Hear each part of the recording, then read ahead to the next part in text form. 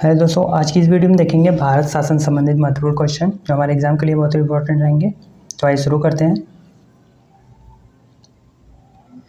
भारत के संविधान के स्रोत के संदर्भ में निम्नलिखित में से कौन सा युग्म सुमेलित नहीं है।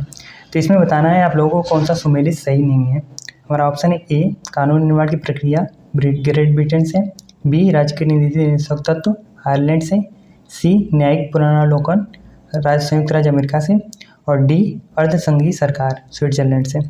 इसका सही आंसर हो जाएगा ऑप्शन डी, अर्ध न्यायिक सरकार स्विट्जरलैंड से। ये सही सुमेलित नहीं है, इसकी जगह कनाडा रहेगा। ठीक है, आगे हम इसके बारे में देख लेते हैं।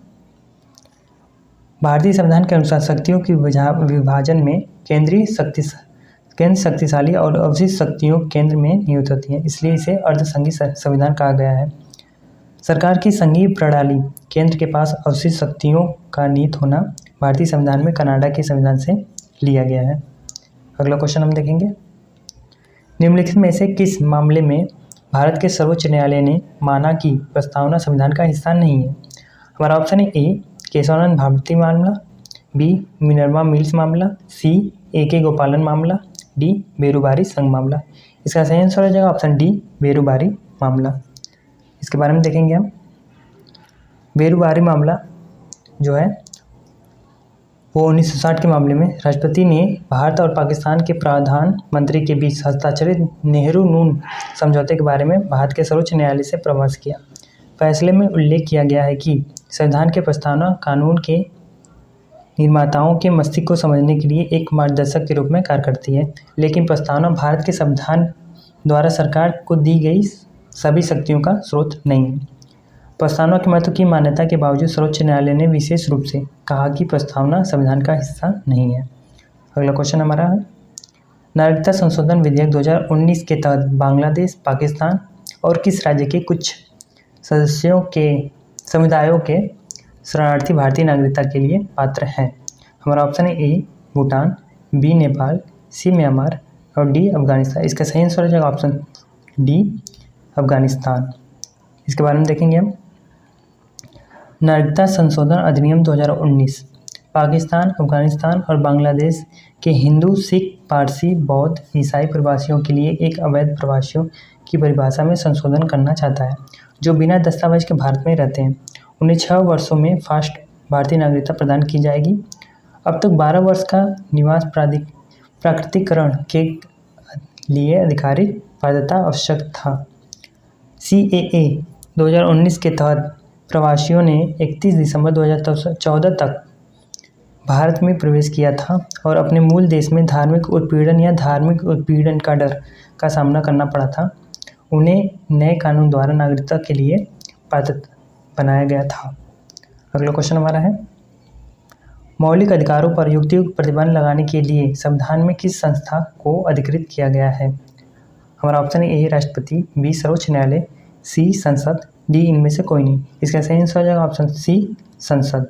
ठीक है, कितने लोग इसमें बी सोच रहे होंगे, तो बी गलत है, सी है होगा इसका आंसर। इसके बारे में देख लेते हैं हम। भारत के संविधान के अनुसार संसद मौलिक अधिकारों पर युक्तियुक्त प्रतिबंध लगाने के लिए अधिकृत है। ठीक है, मौलिक अधिकार लोगों के विकास के लिए, किंतु उन्हें संविधान द्वारा प्रदान किए गए उचित आधार पर संसद द्वारा कम या प्रतिबंधित किया जा सकता है। ठीक है, संविधान के 42वें संशोधन अधिनियम के तहत यह कहा गया है कि संसद कानून में संशोधन कर सकती है, किंतु संविधान के मूल ढांचे में कोई परिवर्तन नहीं कर सकती है।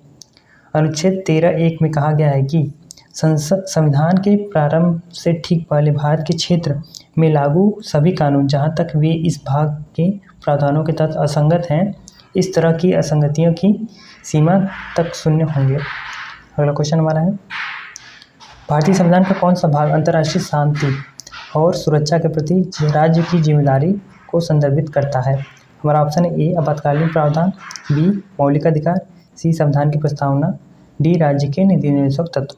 इसका सही आंसर हो जाएगा ऑप्शन डी, राज्य के नीति निर्देशक तत्व। भारत के संविधान में निम्नलिखित में से कौन सा संशोधन नागरिकों के लिए मौलिक कर्तव्यों का उल्लेख करता है। हमारा ऑप्शन है ए, 38वां, बी, 35वां, सी, 40वां, डी, 42वां। इसका सही आंसर हो जाएगा ऑप्शन डी, 42वां। इसके बारे में देखते हैं हम। 1976 में सरकार द्वारा गठित स्वर्ण सिंह समिति की सिफारिश पर 1976 में 42वें संशोधन द्वारा नागरिकों के मौलिक कर्तव्यों को संविधान में जोड़ा गया। इन्हें संविधान के भाग 4A में जोड़ा गया। सन 2002 में 86वें संशोधन द्वारा मौलिक कर्तव्य की बढ़ाकर 11 कर दिया गया था, जो मूल रूप से संख्या में 10 थे, जिसमें यह सुनिश्चित करने के लिए प्रत्येक माता पिता या अभिभावक हेतु एक कर्तव्य जोड़ा गया था। उनके बच्चों या वार्ड के को 6 और 14 वर्ष की आयु के बीच शिक्षा के अवसर प्रदान किए गए।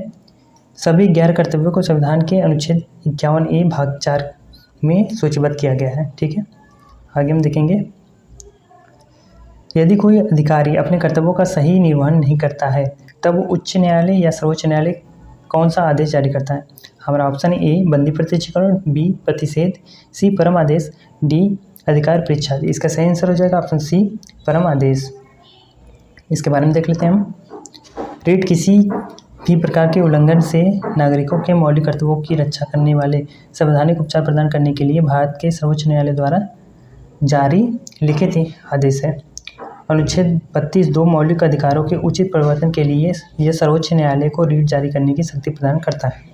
अगला क्वेश्चन हमारा है, निम्नलिखित में से कौन भारत के राष्ट्रपति के चुनाव में शामिल नहीं होते? हमारा ऑप्शन है A लोकसभा के सदस्य, B राज्यसभा के सदस्य, C विधान परिषद के सदस्य और D विधानसभा के सदस्य। इसका सही आंसर हो जाएगा ऑप्शन C विधान परिषद के सदस्य। ये चुनाव राष्ट्रपति के चुनाव में शामिल नहीं होते हैं। इसके बारे में देख लेते हैं हम। भारतीय राष्ट्रपति निर्वाचन मंडल प्रणाली के माध्यम से चुने जाते हैं।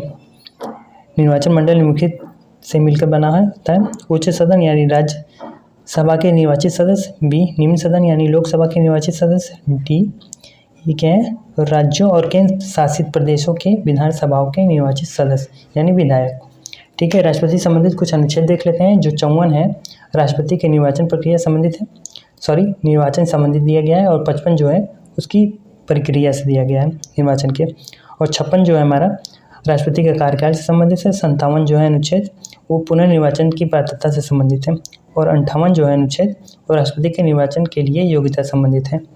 अगला क्वेश्चन हम देखेंगे, निम्नलिखित में से किस भारतीय राज्य में एक सदनीय राज्य विधायिका है?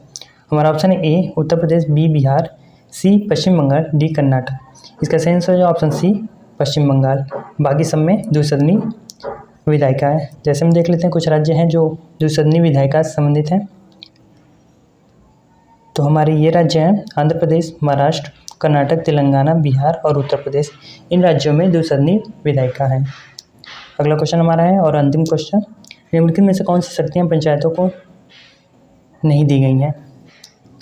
हमारा ऑप्शन A कार्यकारी शक्तियाँ, B वित्तीय शक्तियाँ, C विधायिक शक्तियाँ और D पर्यवेक्षण शक्तियाँ। तो इसका सही आंसर हो जाए ऑप्शन C विधायी शक्तियाँ पंचायतों को नहीं दी गई हैं। बाकी सारी शक्तियाँ पंचायत को दी गई, जैसे में सरकारी शक्तियाँ, वित्तीय शक्तियाँ और पर्यवेक्षण शक्तियाँ।